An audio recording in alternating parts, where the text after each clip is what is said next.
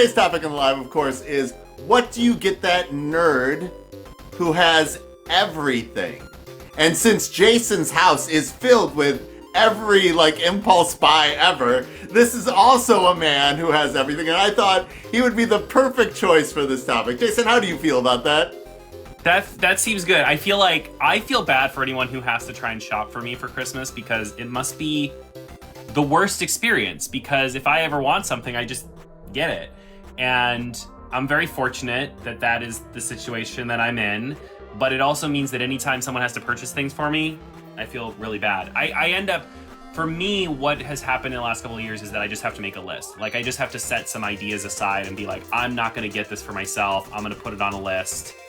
And then I give people the ask. They're like, oh, what do you want for Christmas? I'll be like, well, here's the list, right? And then all right. And you need to have a range. It can't just all be expensive stuff. There has to be, a range of things. All right, so that is one of the first ideas for shopping for your nerd. Okay, list. There are a lot of resources for that wonderful nerd in your life that they may have already plugged into.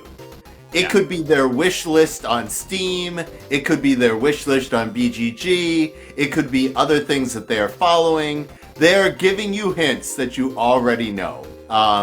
And there are a lot of other things in and around gaming. You don't actually only have to give physical objects to other people. And so that got me to our first idea for the nerd who has everything. The nerd that has everything lacks the time they need to play or interact with everything. My buddy Jeff Tidball made a blog post about what makes game conventions work and what makes game conventions online not work. And the key element for this is when you plan something as a trip, you are, as an adult, allowed to say, I have traveled here. I am going to put everything else aside and ignore it. And so all I'm going to do is game. Yeah. So the very first thing, and I know I saw you post this about this before, is gaming conventions as a gift. And this has a lot of different forms. Jason, can you talk to me about the Level Up Retreat? I was invited to this. I wanted to play games with you. I sponsor an event in the Twin Cities that same weekend, and so I just wanted to set everything on fire. Oh, no. Well, I will say, and it's funny. I'll talk about Level Up Retreat in a second, but I want to circle back to what you said about finding the time to play games.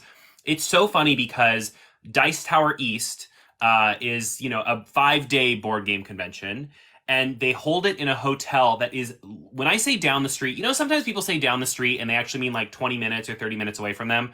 Mm-hmm. I mean 3 minutes drive down the street from us is where they hold Dice Tower East, okay? And the convention, really not a lot is happening at that convention. There's 6 vendors and just one big room to play board games, and they have a library. And that's really it. It's just, there's not a lot happening, but we still go to it every year and we pay for the ticket price, because going to that every day for those 5 days gives us permission to stop doing all the things we're doing at home. And, we don't have to clean up the house. We don't have to do the dishes. We're not doing any of that stuff. We don't have to move everything out to create a studio. Yeah, we're not breaking down the whole house to create a studio. We take games that we haven't had a chance to play. It's funny because a lot of Dice Towers, it happens in July. And because it's so close to us, we'll often take the games from the previous Gen Con that we haven't gotten around to yet there to play so that we get through everything before the next Gen Con happens. So I say all that to say that, you're right, that board game conventions are a great way to make time for gaming. So I am this is going to be my first year going to the Level Up Retreat, which is February 2nd to the 4th in New Jersey. And I'm really excited. Grant's going to be there. Danny's going to be there. Yes, this is burning my soul. Some of the people I love to get, this would have been my chance to actually play games and play games with the people that I want to play games with. And instead, I will be doing demos at Produce Minnesota, trying out our new products. and then That's so getting cool. ready for the Conquest Princess supplemental Kickstarter for Night of the Necropede. So that is There that you is go. that is That's that still a is. good thing to be doing. These are Um, all essential for my life things for doing. But yes, but I was sad. Like Alex had invited me, and he's like, "Hey, you need to go do this thing," and I'm like, "Oh, Alex, I'd love to do that thing." And he's like, "Hey," I'm like, "What weekend is that?" I'm like, and I don't know. I think they'll probably have some vendors there, but I think the main element of this convention is just to go and play a bunch of board games, and they'll have a library, and a lot of creators are going to be going, like board game creators. So Mhm. you'll get to, like, if you go, you get to play with all those people that you watch online be ridiculous about board games all the time. So that's really exciting. I got invited to it, and I think it's the first like board game convention I've like actually been like invited to in a creator capacity, and I thought that was really Oh. cool. And I'm excited That about that. is that is cool. My first one of those was KublaCon in San Francisco a few years back. Okay, yeah. Uh, they have an event for their VIGs, that's very important gamers. And I think I told a lot of very inappropriate stories to those people because they That's what fed they're me paying drinks. for. All right, since I our think topic also today is though, about I will gift say giving, and oh, go ahead. I'm two more things about this retreat. I'm really excited because the main board game con I go to is usually Gen Con, and I'm too busy at that to do anything fun, as we learned last year. When people We walked up to had me on two Sunday and they moments were of like, "Are you fun. having fun?" And I was like, I know we had at least 3 seconds of fun at Gen "We, Con, and I you're felt right." blessed. Every time somebody put a drink in my hand, I suddenly was having fun. Um, that was true. But this seems like a great opportunity to just like have fun. And the last thing I'll say about it is that if you are interested in going, I just posted a video about it today. If you forget this or you can't find it, but if you use the code Ezeekat 2024, you get $10 off your pass. So there you go. If you want to, If you're in the New England area, you should think about it. it's Like, not. It's in yeah, New Jersey. yeah, Is that considered New England? yeah. Like, Is no. if you're in Boston to like Boston people go to New Jersey. That's like a 3-hour trip. I'm in the Midwest. It's 6 hours to Chicago. Like, New Jersey is not. I take 4 hour trips to Duluth like it's nothing. Listen, I used to live in New York, and and that's right next to New Jersey, and I would never be like, "Oh yeah, we're in New England." What is wrong with you? Nobody says that in New York. I'm from Boston. Everybody, and my family's from Boston. Everybody says New England is New England. Oh my god. Anyway, moving on. Geography is not my strength. Clearly. Talk to me about the Grand Line, and I will tell you about every space on the Grand Line. But the difference, like I didn't know that, like it was like one bridge trip across the whatever from Philly to New Jersey. Like I do not understand geography. Is Other that than true? I don't think that's true. it is. That can't be right. I did it. This like what is wrong? Well, I don't know where you were, but I don't know if it was New Jersey. It was definitely it was Cherry I'm gonna call Hills, Seppy New and be like, "Oh, Jersey. I'm taking a trip to Mexico," and he's gonna be like, "Oh, the Midwest." I was in Cherry Hill. I was both in Philly and Cherry Hill, New Jersey, in the same 20 minutes. Just so you know. Oh, interesting. I don't know. New Jersey's a weird place. I don't really understand it. I'm confused by it. Owl Dragon Adventures is not New England. What do you call the whole like? I call everything that was the original colonies, practically, with the exception of Virginia, New England. My God. Colonize Landia? No, that's not Yeah, it. Icelandia. All right. No, I've been corrected. Thank you for. No. Yeah. And see, I have Boston friends that go to New Jersey all the time. See, thank you, Sonia. Ah, yes. All right. All right. So, we're talking about the level up retreat. My buddy Wes Todd is helping do some of the stuff in and around promotion for that. And in the gift giving vein, did you see that I had a chicken purse at PAX Unplugged? I did. Yeah. So Wes has decided that I am that friend who will just lean into whatever people do. And so he just presents me this chicken purse, Henrietta. We named it together, Henrietta, and then it's loaded with like just very strange gifts. I love We that. he like apparently gift giving is his love language, and in it was lightsaber chopsticks, and we debated whether or not that was racial for him to give an Asian guy. It's a weird That's so gray area. interesting because I think my mom gave us lightsaber chopsticks one year. Was it for you or was it for No, I Carl? think we both got a set. I think. Okay, then No, that's you know not what? bad. It's all coming back to me. I got lightsaber chopsticks, and he got like more like traditional Chinese looking chopsticks. Oh, that's worse. So I got the whitewashed version of chopsticks. Your mother. I understand a lot of the things now. That really fills in a couple of gaps for me right there, Jason. It should. All right, so in it was also the set of gifts that I end up regifting. That's sort of my deal now. He brings Henrietta loaded with weird things, and then I regift these to all new homes. Mm-hmm. Okay. There was one in particular that if anybody told me they loved me at the convention, it set off a series of events. And if you're at a convention, I'm not going to spoil it for you. That included one of these gifts that was more than a little spectacular. My God. So your suggestion for the geek who has everything is a chicken purse filled with nonsense. Filled with nonsense. Yeah. Henrietta is now on journeys, apparently like going to all these places that I myself cannot afford to go, and so now I'm living vicariously through my purse. Oh. And so whenever West is at a convention and that I'm a convention in, I now like have to carry the purse around, and that is what ends up happening. I was out with Lydia Ray, who's a cultural consultant for board games, on breakfast on that Sunday morning, and we got up, and I had forgotten Henrietta like at the seat, and they look to Lydia and they're like, "Miss, you forgot your purse." And Lydia looks at me, and I look at him. I'm like, "Give me that's my purse." Oh my God. Oh, Lord. So that's things that people cannot look forward to that I'll be doing for the rest of my life. Like I cannot not do this. But you're gonna see West at the Level Up retreat. So this is how it all sort of fits together.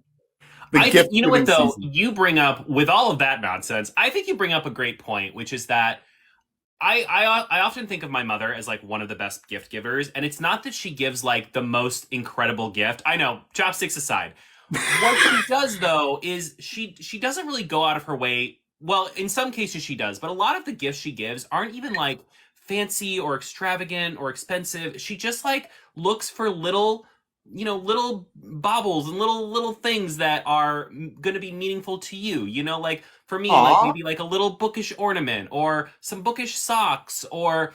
You know, the best part of Christmas, let's be fair, the best part of Christmas is the stocking. Like, all that other nonsense is just like a contest to see who spent the most money on each other, right? The stocking is where it's at. You get all these fun little things, and you get to pull a bunch of fun stuff out. There's usually candy in there, right? There's not candy in those big boxes, but there's usually candy in that stocking. And so I think getting lots of, if you're not sure what to get someone, getting them just a couple little things, even if they're, like, from Target, from that dollar section or whatever, like... If they mean something to that person, if it's part of an inside joke you have with them or it's something special for them, that's so much more meaningful than something expensive. You know what I mean? Like I think that is great. Like giving them something that they can enjoy immediately and shows that you thought of them is always a good way. Like when you're creating this moment. And the thing about a stocking is that it inherently brings you back to being a kid as well. Mm-hmm. And so you can grab that moment and so forth and whatnot. Yes, I got a stocking this year from Tower Games. And the head of board games there, Kay, is like a superhuman experience. But she knows that I love the color purple. And I lament that I never got to glam rock like a full purple sort of experience. Okay, and so she got me like from lipstick to eyeliner, the full purple experience. And Oh I don't my think I will god. ever get to wear this because I feel like I don't have the right outfit to rock that anymore. And when I used to rock that kind of stuff, I had an 8-pack that you could scrub laundry on. Like I looked like one of your One Piece characters, Jason. It was a thing. Like, Don Flamingo. Yeah, I was. You haven't run into him yet. But I yeah, have not like the met him. I whole have not met thing. any flamingos yet. Yeah. So, yes, that is the thing. So, and I felt very touched. Like, this connection with the color purple is a very much thing. I always think it's so amazing when you have people that are able to do like really personal gifting on like a larger scale. Like even like I have a couple friends who send out Christmas cards every year. Like they take a picture with their family and they send out Christmas cards and they write in it for every person. And I've always said I'll know I'm a grown up when I have the time and the mental fortitude and the preparation to send out Christmas cards every year. It still has not happened. I don't think it ever will. Because can you imagine? You have to think about that months in advance, okay? You To get the write books, picture. Jason. Jason, Have to you print it write out. whole books. You publish You books. have to write it. Like, you have to remember your friends' names to be able to write them in the cards. You have to know how to spell your friends' names. Oh my god, it's too much. Who has the time? You do. I You do. still You have have the time. not bought a single Christmas present yet this year. All right, I'm gonna frantically do it this weekend and just hope. And Jason, you have so thoughts much and stuff in prayers your go into house. You getting them there on literally time. could go Christmas shopping for people with stuff in your house, with the exception of Carl. Yeah, I mean, listen, that might happen. Like, you have worlds of books. Like, do you guys have I like? do. I will say I gift books a lot throughout the entire year when people come to my house, especially if it's someone who hasn't been here for a while or is just coming for the first time. I'm always like, here, please take a book. Here, do you want to read this? Take that. Like I'm always giving people. Do you have My Little Libraries in Florida? So we apparently somebody told me recently that we do. I've never seen one, but I also recently heard that a bunch of them were getting shut Thank you down so much. because our government here in Florida hates books or reading or thoughts. So I don't know if we still have them anymore. To the point that I got asked to do a collaboration with an audiobook company, and their whole thing was they were going to send like a ticket thing, like a ticket that you like a golden ticket that you would put into a little free library, and if someone found it, they got like so many free audiobooks. And I declined because I was seeing all this stuff about little free libraries being taken out of areas of Florida, and I was like, I gotta be honest, I don't even know if I could find a little free library to put this in, and if All I right. did, I don't know how long it would be in existence. So again, All right, Jason. When you come back to the Twin Cities to visit Chip Theory, this time I'll get to see you. Hopefully, I will Get take invited. you on a drinking My Little Library tour where we will like have a flask and stop in bars, and we will go to like 18 of these within my like 2 minutes of my house. Can I just tell you, like, we're so off track at this point. I No, went we aren't. to, We're on track. We're about gift giving. We're like being I think it was imaginative North is the most Carolina, important maybe. thing. Charlotte. Where is Charlotte? Is that in North Carolina? It is. Good Okay, I job. went to It's not Charlotte, in New North England. Carolina for a book event like a year and a half ago. Not this past November, but the previous one. And I'd been drinking, and we found a little free library. And it was the first little free library I'd ever seen in the wild, and I was so excited. What? And I was like, "You have to film me. You have to film me opening my first little free library." When I tell you, I opened it, and there was one book in there that was like a self-help book written by like an old man, and I was like, "Oh no, oh no!" It was so disappointing. We'll fix this. Kevin has shown up in the feed, and Kevin has made me Superman. Have we talked about this, Jason? Made you Superman? No. Yeah, I'm Superman. Fenton, Michigan has a theater, and I am in their radio production of the original Adventures of Superman. Oh my goodness. No, this is how I get canceled, Jason. I have done super gay takes of Superman because I can't help myself, and oh my god, it's this is literally. Kevin, I didn't know you remembered that I existed. I thought shoot like the working laser the building. eyes at Brainiac and then go, yes. Like, is that what? Yeah, Slay Queen. Yeah. Like snaps after he does it. Yes. All right. So we are talking about today's topic. It's not my little library. So that will be another topic that we need to do. We're talking about what to get what gifts to give the nerd in your life who has everything. Yeah. Okay. Now, the very first thing that people should think about for gift giving is the person that they're getting and what is the most meaningful for them. Okay. And typically, we talked a little bit about time being the most precious thing. That is the thing that you can give any nerd anytime. Like, and we talked about like high end retreats, like the level up. Not that's not. It's in New Jersey. It can't be that high end. But there's also like there are cruises. Like Kubla Khan has a cruise. Dice Tower has a cruise. Dice Tower has a cruise. Yeah. Like you can do this up so big, and you can also do couples gaming conventions, and I would really recommend PAX Unplugged for that. It is. Does that exist? Couples gaming conventions? No, like as a couple, you can go and enjoy something. Okay, got it. You can't Gen Con that way. I felt like Carl was just there to make sure you survived, but you can actually have a fun. Carl comes to Gen Con to make sure I don't die. That is exactly why he's there. But you can actually go to a convention as part of like a couple's experience and have a good time. And I would highly recommend PAX Unplugged for that. Like Philly is all lit up for the season at that time of year. There is some incredible dining in Philly. Philly is a world-class food city, like you wouldn't even believe. You can take a bridge 20 minutes and go to New Jersey. You can do all these things. But should you? It's Just also because a you relaxing can doesn't mean you should. You should go to Top Deck Games in New Jersey. It's the third largest independent retailer for games in the United States. Oh. Millennium Games being the largest, and I forgot what the second one is, but it is. This place is a freaking barn. It is huge. Oh. The dice rack goes on for like you know the laundry area in Target, like the laundry dish soap or the like any of the yeah. It's twice as big as one of those just for dice. Oh my god. Yeah. That's excessive. It's good. It's good. But everything is bigger in New Jersey. Come on, Jason. That is not something they say about New Jersey. No, Texas thing. What? This is my day of being factually incorrect, Jason. Come on, go with it. Oh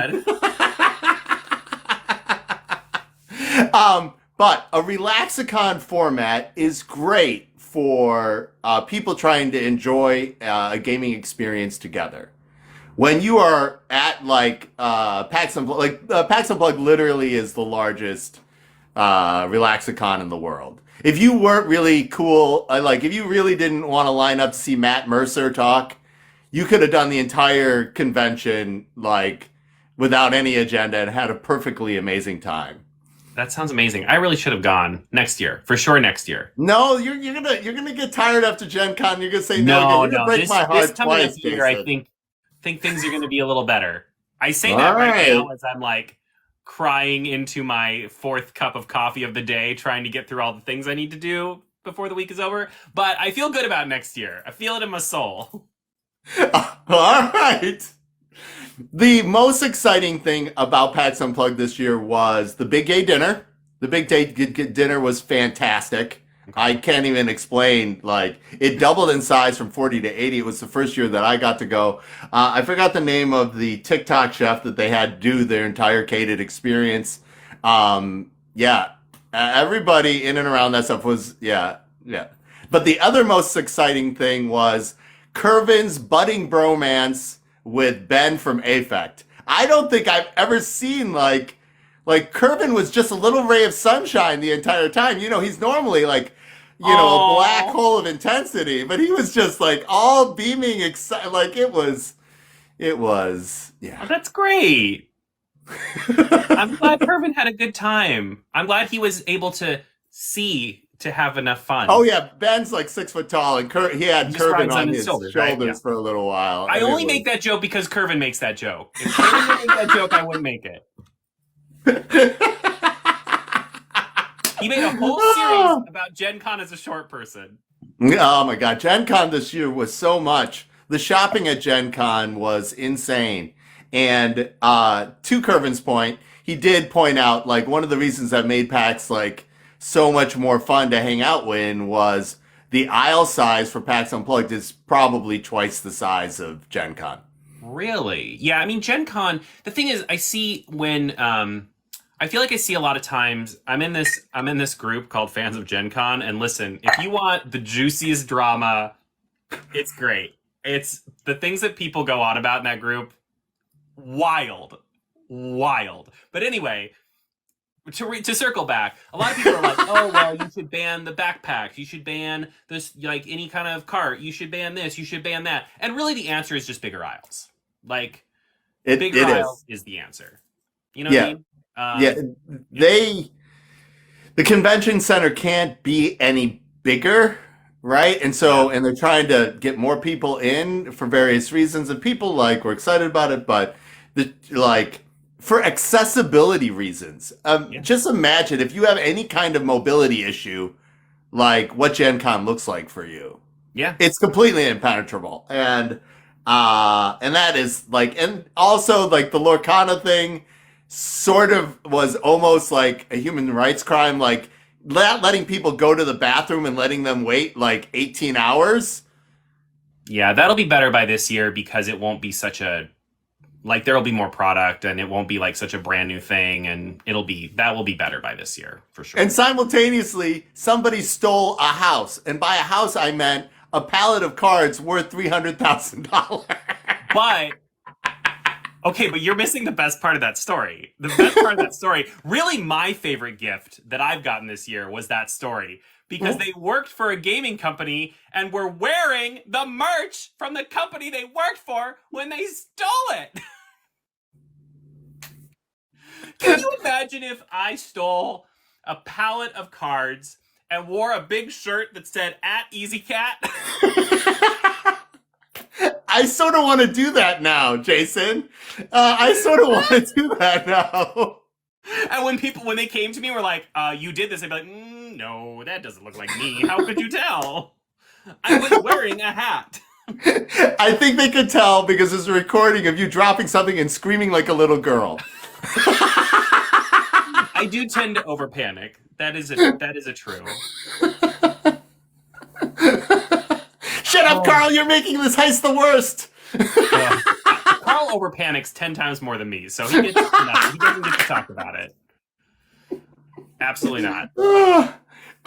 One of my favorite convention moments this year was asking Carl what he wanted to do with himself, and he just looks at me like dead in the face. He's like, "I'm really focusing on just being happy, and I think that's what I need to do with my life." And I'm like, "Fuck yeah, Carl!" I mean, oh yeah, like absolutely. Yeah, sorry about that. Adult language. Sometimes resent is not the right word. I'm sometimes jealous of the fact that is like Carl's main goal is just to like have a happy life, whereas my main goal is he is like me, like a gay Asian senior citizen. You give it a couple more years. You're young. You give it a couple more years. You might get over it. Jason, you might come join us. Oh, my goal is just to keep waking up in the morning. And if I don't, what are you gonna do? You mean try to make it the amount of work that is on top of you not suffocate you to death every morning. Yeah. No, I think you're doing that. I am achieving that goal currently, right now. All right, so the topic today is gift giving in the holiday season for the nerd in your life. And we circled a lot around experiences, and we talked a little bit about stocking stuffers, okay? Stockings are an experience. You can use stockings as a blueprint for gift giving in general, okay? A set of personalized things that says, I see you and I know this thing about you. Additionally, if you're a gamer who wants to get other people into gaming, there are a lot of very approachable, fun stocking stuffer games to give that person. With this major caveat, if you are a gamer giving a non-gamer a game, you have to be able to teach that person that game in 10 minutes or less. You Yeah. should have to be able to play that game immediately. Yeah. Otherwise, it will I'm not. even a big believer of like, in the past when we've given games to people that are not necessarily like gamers, but like they're interested, I'm even like a believer of like, if you have the chance, play some games with them ahead of time, small games, easy games. And if you find one they really like, get them that one. Like, oh, because then not only are you giving them a game, but you're giving them one that you know that they had fun playing. And you're giving them one that reminds them of a fun time that you had together, right? Like, oh, we played this together, a month ago, and you really loved it, and it was great. And then, and then they can then start kind of passing that on to people. I think if you have the time, I think that's a really great way to go about it. But also, yeah, like we gave a friend Exploding Kittens last year for her birthday, and then we were like, if you want, we can play it right now with everybody that's at your birthday. We can teach you how to play. And she was like, yeah. And then we ended up playing it with everybody at the party. And it was a lot of fun. So I think having something like that where you can like open it and immediately get to it is really great. So, Kevin, Mr. E, just reminded me I'm terrible at what I do. If you are interested in any of our stocking stuffer games and you need to send them a long distance this year, you can play all of our stocking stuffers free on Sovereignty through the whole Christmas season. And they're all rules enforced. So, Jason, if you were like stuck somewhere and wanted to play a game, you could call me and then we could play a game on Sovereignty together. And it's voice enabled. So I could tell you how awesome Carl is while you and I played Mouse Cheese What Cat is, Cucumber. for those of us who don't know in the audience, what is Sovereignty? It sounds like it's an app. It is. You can get it on Steam or you can get it on the store. It's free. Okay. Every month they have different games on free rotation, free for the month. And it is entirely rules enforced board game app that think somewhere between Tabletop Simulator and BGA. Okay. Is it just Google Play Store or is it like on iPhone or? It's on Steam, the iStore, the Google Play Store. Yeah. And you can do it on your phone? Yeah. Oh my goodness, so fancy. It is very fancy. Probably the biggest title on it was the Spiel nominee, Planet Unknown has a solo version of that on that. Of course, like all three of our games are on that. There's a couple. Oh my gosh, Gabe did something about Hedgehog Up. There's some great stuff in there. And like I said, because it's rules enforced, you don't have to worry about getting the rules right or wrong. And it tells you all the options that you have every turn. So it's pretty good. Jason, the Sovereignty crew, and Danny hooked us up with that for this month. So yeah, if people want to try out our games, that isn't our new huge box. Conquest Princess, look at that. Yeah. So, That's awesome. by the way, Jason, one of those is going to show up in your house soon. Oh. They go out next week. You can tell me if I got my letter right of, hey, yeah, this is the thing that you should be saying about this game. Woohoo! I'm doing that thing you told me. Oh, I see. Okay, yeah, I will. I'll with a What do you call that letter? I'll open that. I'm going to open that video I'm going to open that box in a video and criticize every single part. Wow, this is the tape they used? Okay, that's a choice. I would live for that. I would do that every second of that. It would like, oh. Oh. All right. So, we talked about time. We talked about stocking stuffers, Yeah. and we talked about games for nerds. Unlimited. If you have an unlimited budget, or if you have a very small budget, one of the great categories for games for nerds is game accessories. Yeah. Okay? They always need things in and around games that, like, from organizers for bits, for calyxes, for storage. backpacks to run people over with in Gen Con. But of course, the big high-end ones are, and now there's multiple tiers for this, gaming tables. Like, Yeah. gaming tables are a real thing. Gaming, like dice towers, trays, high-end dice. And by high-end dice, some of these dice are like semi-precious stones. You can get dice that cost more than a car. Yeah, when we go to conventions and we see the dice that are so expensive, I'm like, my mind is absolutely blown. Although recently I discovered, have you ever felt the squishy dice? Yes. I experienced those for the first time recently, and I was like, I almost bought some because I was like, this is wild.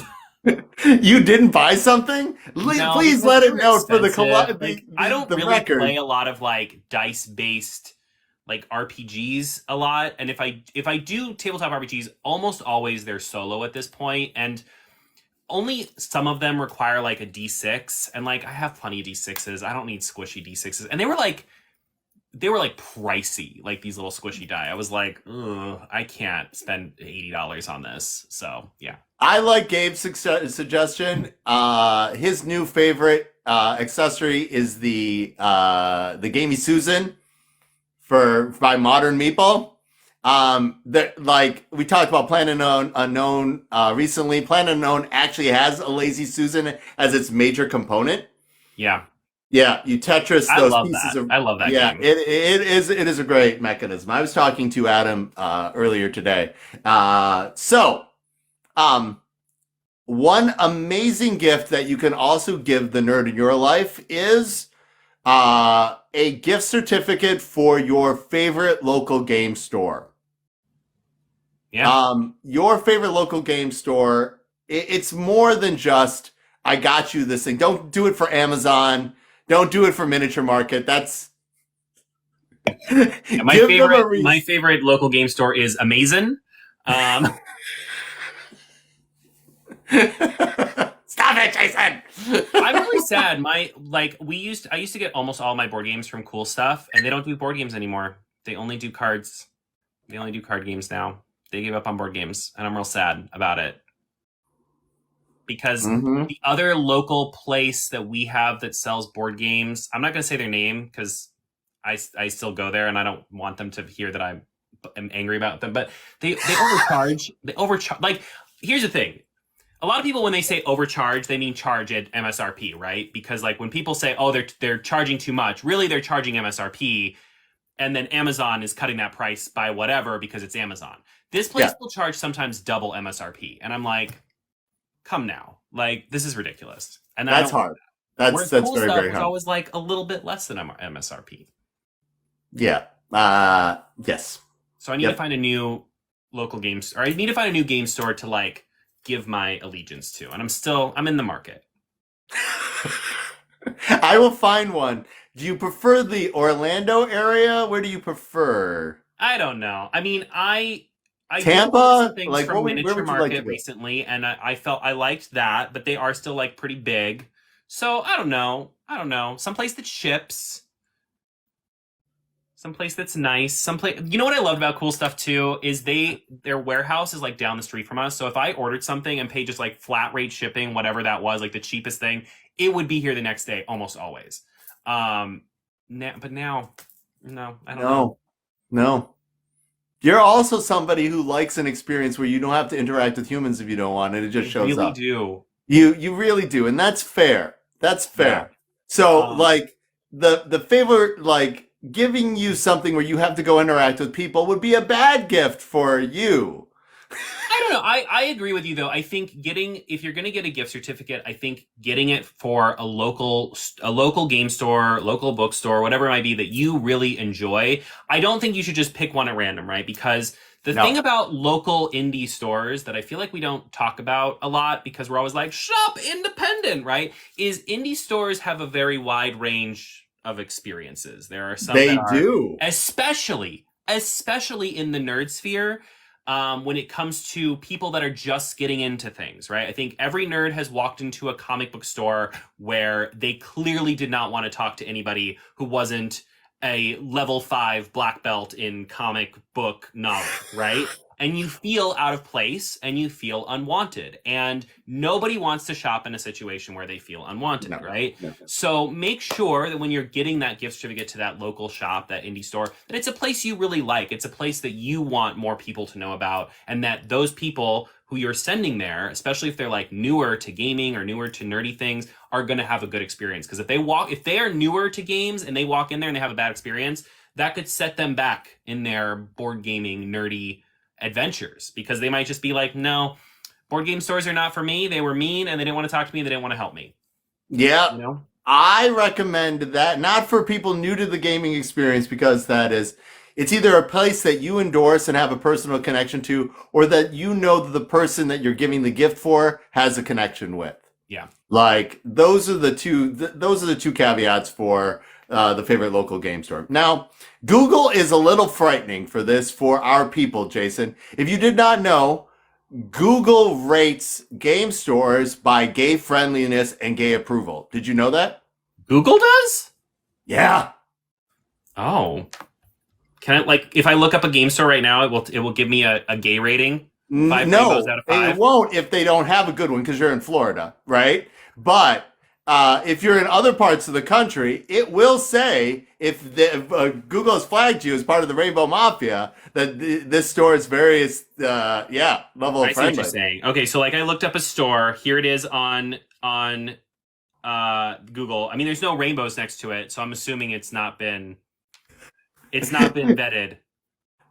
So Tower Games in Minnesota somehow managed to get that. That meant enough people who were identifying as LBGT QIA went and gave it a really good rating. And so if you're somebody who Googles regularly, and they will pop us up at the top of this thing. And one of the reasons is a third of our staff at Tower is non-binary, and then the number of queer people, including myself, there is staggering. I'm so shocked. I've never seen anything like that on any store that I've ever gone to, which makes sense. Given where I will literally take a screen grab for you so you can see. I will say, in Orlando is very, very gay friendly. It's just everything around it is a little scary. Yeah. Well, I've done my share of gay days in Orlando, but it is a long time ago. It's like definitely a thing. All right. So we talked about creating experiences. Now, if you're a game designer or somebody who has done game design before, I have given game design gifts, and usually those are events or experiences. Party games that explore people's sort of personal history end up being in there. Murder mysteries, of course, escape rooms, all these kinds of things. Taking the time to make an experience for somebody else. Gamers always want to game. And if you're looking for the thing that the gamer in your life doesn't have, they don't have an adventure that you put them on. Yeah. Yeah, you can do like a little, what's that thing where like a little scavenger hunt? Yeah. Or you can turn, if you again, price is no option, you can turn one of your walls in your house to an advent wall, and they pull off like a massive game, like 400-pounder game in each one of them. I was thinking, I mean, that's really extreme and would be amazing, but I'm telling Carl about this one. Just with games we haven't played yet, and then when we open it, we have to play it. But what I was going to say is, I think if there was like a game that you knew they were excited about, you could get it and like do an advent calendar, and every day they open up a part of the game. So by Christmas, they have the full game. That would be cute. Oh, I like that. It has to be a game with good bits, though. Some games don't have good bits. Like Everdell or like something like that would be good because it has like good bits. Like, oh my god, today we got crabs. No, I don't want to know. Again, that's Jason? A different kind of advent calendar. Never mind. And this is how Jason gets canceled. I was glad I was here. Oh my god. Jason, I bring the most exhausted out in you. That is my favorite thing about our interaction. I always get to see you when you're right about, gonna break. Boop. Okay. I'm deleting TikTok. I'm deleting the internet. No, not again. All right, so All right. So, since you're so big into book talk, where is the crossover in titles or experiences for gamer nerds who are also book nerds? Do you have any recommendations in the book to game nerd space? Oh yeah. I mean, What I are they? think choose your own adventure books are great. I think that's something that a lot of people who are readers but also gamers will really love. Like if you I mean you can even just go on like they have another name, choose your own adventure. They're called something else in like that are more they're more gamey versions of those. What are they Yeah, called? solo RPGs. Yeah, solo RPGs. There's like another adventure books. That's what they're called. So you can get stuff that's like solo RPG experiences that like read like a book but have like choices and options you can make to like do stuff. I also am a big believer in like for book nerds who are also gamers, like stuff that is very narrative driven, right? So this can be like if they love RPGs, this can be like those bigger RPGs as well. I'm going to start, for example, I'm starting Kinfire Chronicles tonight, so that's like but that's like a big box. But like I just got in the mail Mother of Frankenstein, which is from Ooh. Arcane Wonder. That would Yep. be awesome. It's like book related. It's got puzzles, so it's like a really nice like crossover piece.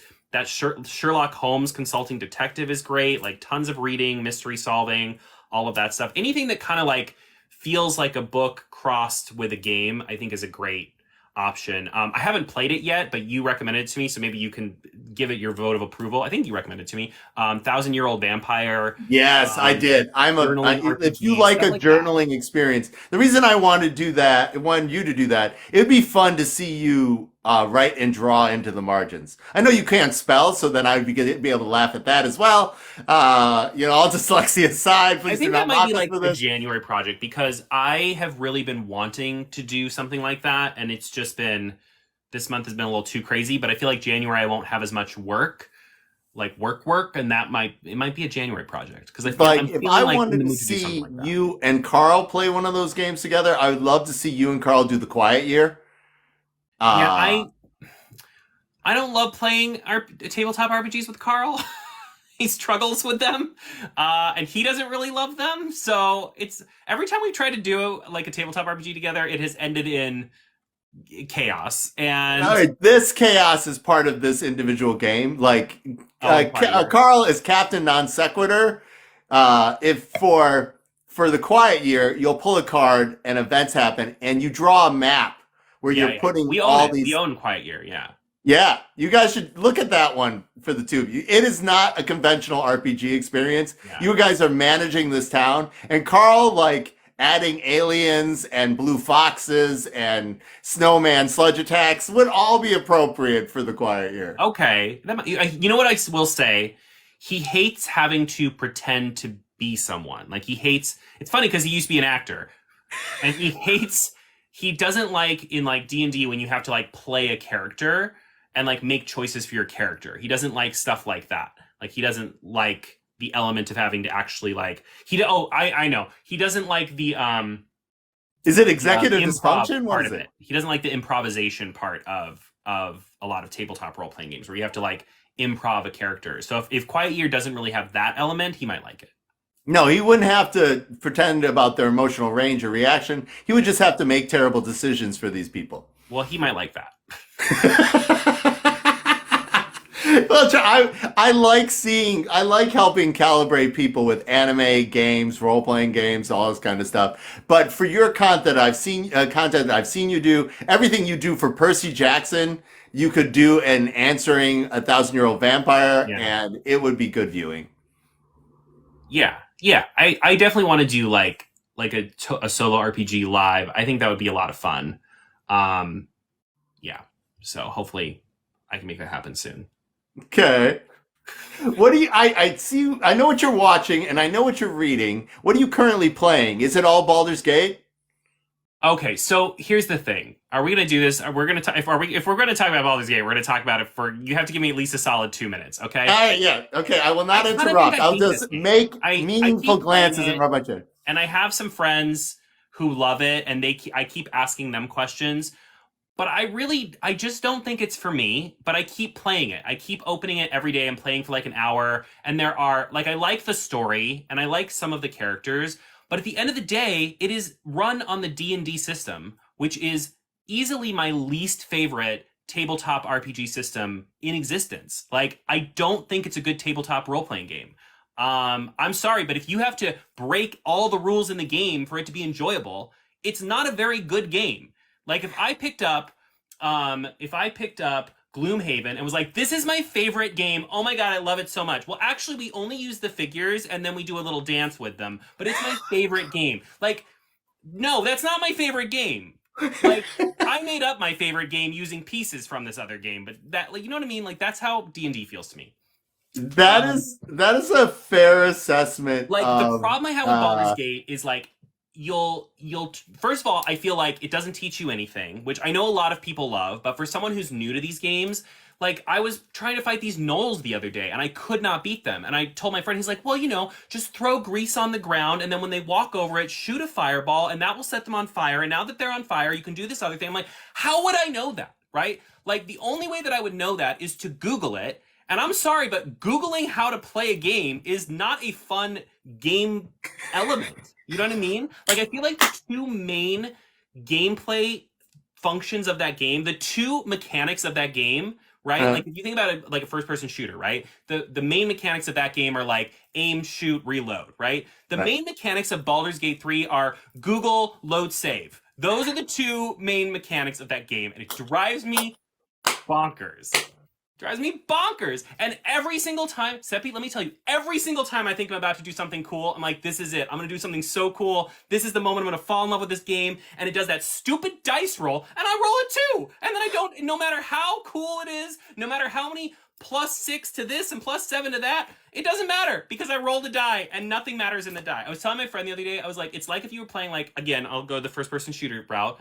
Let's say you're playing Call of Duty. I don't think Call of Duty is a good game either, but we're going to say Call of Duty. Let's say you're playing Call of Duty and you line up the perfect headshot, and then when you go to pull the trigger, it rolls a die, and because you roll a 3, you shoot over here.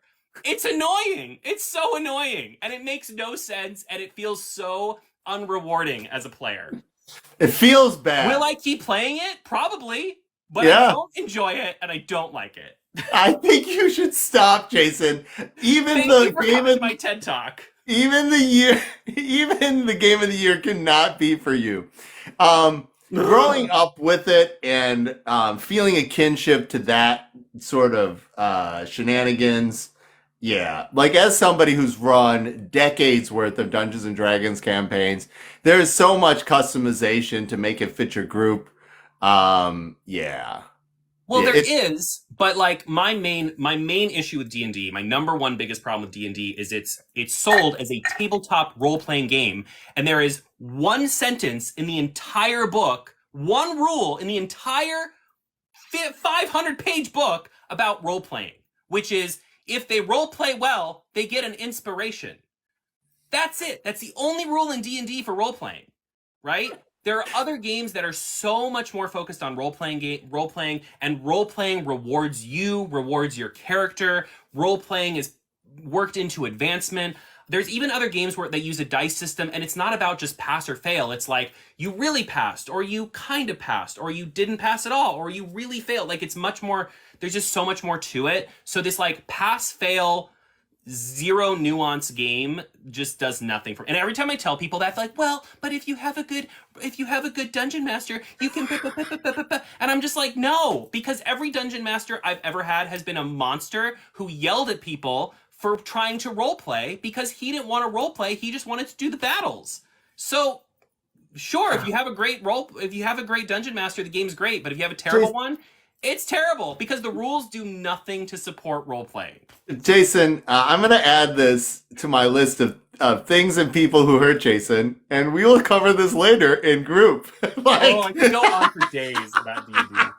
So the perfect gift for this nerd is not Dungeons and Dragons. No! You might like The Quiet Year. That might be a better fit for you because you have artistic skills, writing skills, all this other kinds of stuff, and imagination unlimited.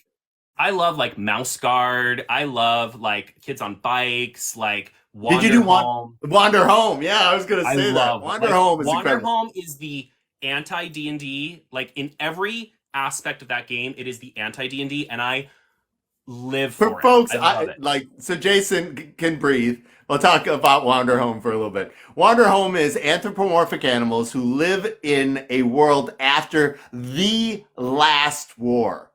Yeah. If your character does an act of violence or theft in the game, your character is allowed to do it once, and then that character is retired. Yeah. It is a world that the survivors have, the only way they survive, have given up on war and conflict.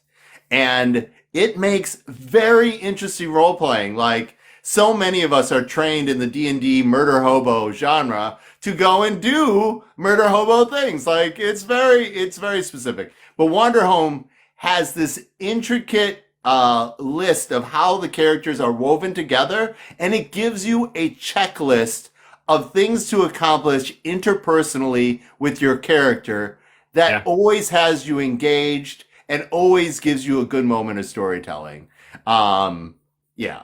Yeah, I mean, what I love, the main mechanic of that game is that when you experience the world around you, when you take a moment to talk about what you're observing in nature, or you listen to a townsperson, or when you let the world affect you, you gain a token. And then when you want to put a little pressure to ask for a favor or ask someone for directions or ask, maybe get food, or when you want to get something back, you spend a token, right? Like that is the mechanics of that game. And all of that is role playing, right? Like all of that is about role play. That's all about getting into the character, getting into the world, and experiencing that. It's not about, well, I rolled a 2, so nothing happens. Now, the game I want to play with you and Carl is Dread. Have you played Dread? Yes, we both played Dread. Yeah. And That's how the did you David guys Tower do one, with right? that? Yes. Yeah. Carl liked How- that. He played that. He and I played it separately, and when he played it, he really he is the reason I got the game, because he played it once at a game store when we were living in New York, and he loved it. Yeah, that game is so suspenseful. It is the only game that I know that people start on the table, and by hour 2, everybody is 6 feet from the Yeah. table. It's really good. It creates this moment. It creates the perfect convention experience because it encapsulates that growing pressure and all. Like, my best role playing game, role playing at a convention was a Dread game. I had everybody in that room like looking at me. Wow, like I was in the zone. I played a post-apocalyptic survivor, and people were like riveted and terrified simultaneously. But yes, But Dread's okay, really it is really, really, really, really good. All right, Jason, you've survived yet another hour with me. How do you feel about this? I feel like And you survived an hour with me. I was a little extra today. I schedule you just because this is the only way I'm gonna get in your schedule. I want to talk to you. You know this. I wore orange to get your attention. It's great. So, what is coming up with you? What can people look forward to? We talked a little bit about play games with you at the Level Up Retreat, but what else can people expect from you through the holiday season on your content or your events? What else is going? Obviously, you're going to do another thing about Conquest Princess. You should play with your fans. Yeah. When it comes, I will do an unboxing of the finished version. It's the finished version, right? This is the reviewer prototype. Oh, okay. I would say it is light years from where you were. It is about probably 85% complete. Okay, cool. Well, I'm excited for that. I think really the biggest thing for me for the rest of the year is I'm going to continue doing advent calendars, openings every day. Those have been really fun to do. I'm also like really loving scrapbooking. I've done 2 scrapbooking videos so far, and they've been... Oh my God, that cat!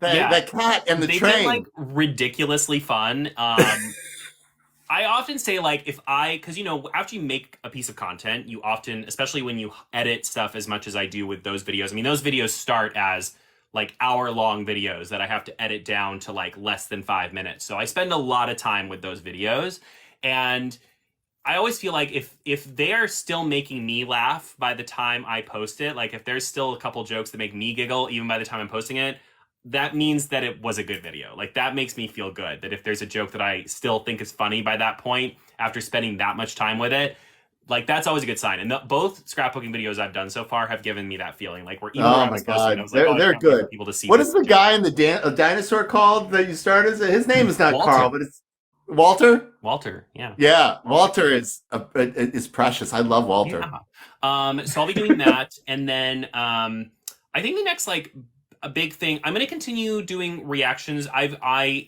have to be kind of. I'm going to try and figure out. I'm going to be doing some different things with my reactions, possibly because they keep getting taken down, and then I appeal and they put them back up because they're saying they're unoriginal content, even though by their rules they are original content because it's commentary and it's like all commentary.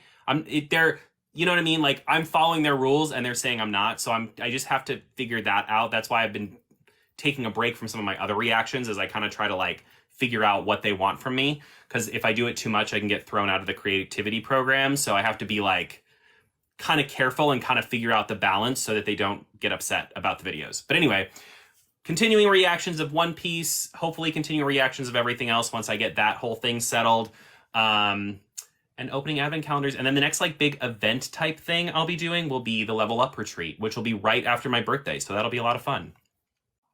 Yeah. That'll almost You're be like a a little birthday trip. Capricorn? 'Cause my birthday is on January 31st. So it's almost like a little birthday trip to. Oh, you're not a Capricorn. What are you No, then? I'm an Aquarius. You are an Aquarius. Yeah. Okay, so all right. Well, now I know when your birthday is. That's great. For Fight in the Box, obviously you can play all our games for free on Sovereignty this month. Go check it out. Our next event will be Protospiel, Minnesota, the same week as the Level Up retreat because my life is like a stab in the face. And you can expect a lot of Conquest Princess content coming up. I'll be starting live playthrough testings of all the new content for the game and warming people up for that. That's coming up. You can hear me as Superman in the Fenton Theater productions of the original Superman.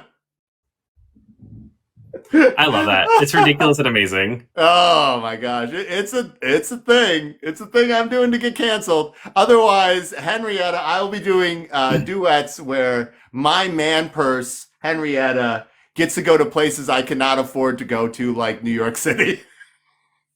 New York is expensive. It is. I love New York, but I can't afford to go there anymore. We went there. I mean, we went there for New York Comic Con, and even though we were staying with friends, you know, we didn't have to pay for a hotel. But like even like all the food, like the food, every meal we got was super expensive. If you have a drink, you triple the cost. Like, yeah. I don't think did we drink while we were? Oh no, we did. Yeah, we did a little bit. Not a ton, but like, you know, a little drink with dinner, a little glass of wine. All right, Jason. When do I get to see you again? Like, is it gonna be like way late then in the year? I mean, unless something brings me up there, it'll be Gen Con.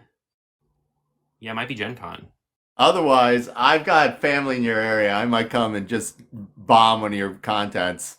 I mean, if you need a break from the cold, because I know it gets real chilly up there. It is currently outside 72 degrees. Wow, that is so hot. And on Monday, this is sweater weather. Like when I go out today, I had to wear a sweater. So on Monday, I had a lot of errands. It was 20 degrees outside. I ended up doing 3 hours of walking in 20-degree weather. I'm built for the cold at this point. The cold is in me. I am in the cold. It is a thing. You're from Colorado, Jason. You can do this. Birthday cake for Carl's mother, and it was at that time it was like 68 degrees, and I was like, I had a beanie and I had a sweater. And I was still cold. We'll figure it out. I put on the heat in the car. That's fine. We could. You can have seat warmers in Florida for 70-degree weather. I was like, keep me warm. I'm cold. You, of course, are a joy. Thank you for taking the time. I know you're insano with work and other things, but we love it having you here. And thanks again for taking a look at the update for Conquest Princess. Night of the Necropede, the mini expansion. If folks are interested in following that on Kickstarter, we moved it over to Kickstarter to expand the audience for diversity reasons and other things. So please give that a try. Otherwise, Jason, what do you have for our people saying goodbye? Goodbye. everybody. I probably won't do another live till the new year. So I hope you have a lovely holiday, whatever holiday you're celebrating, and I hope you get lots of good gaming gifts for that you ask for. Oh, that's awesome. Yeah. Everybody, thanks for checking it out. And again, thanks, Jason, for being our guest. And hopefully everybody stays safe and has fun. All right, everybody. Bye. Bye.